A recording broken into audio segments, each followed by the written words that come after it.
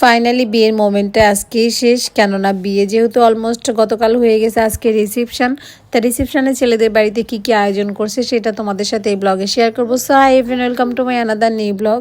তো ফার্স্টে তোমরা দেখলে প্লাউ, তারপরে হচ্ছে রাস্ট। এখানে রাস্টের উপরে কি দিয়েছে আমি জানি না, মানে ছাড়া মেবি মনে হয় মশলা টশলা হবে।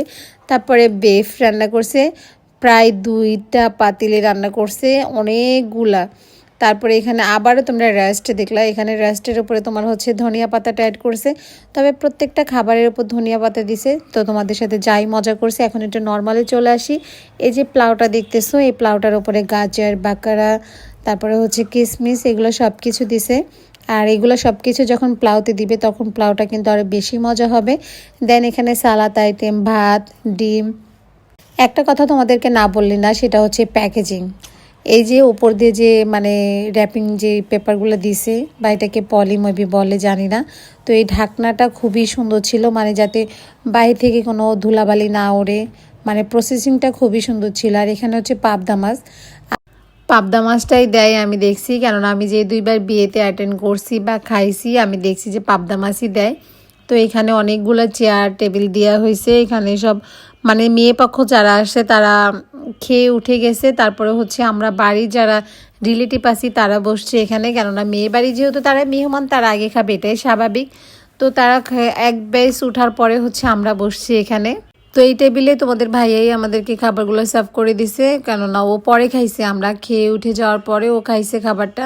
তো এখানে আমার শাশুড়ি, ননদ, তারপরে আমার শাশুড়ি খালা মনে হয় মেবি উনি, তো ওনারা সবাই আমরা এখানে বসছিলাম। বাকি টেবিলগুলো তো আলাদা আলাদা রিলেটিভ যারা আছে তারা বসছিল।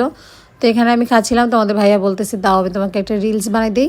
এই ফার্স্ট টাইম মানে আমি বিয়ে থেকে শুরু করে রিসেপশনের পর্যন্ত এই একটা রিলস বানাইতে পারছি।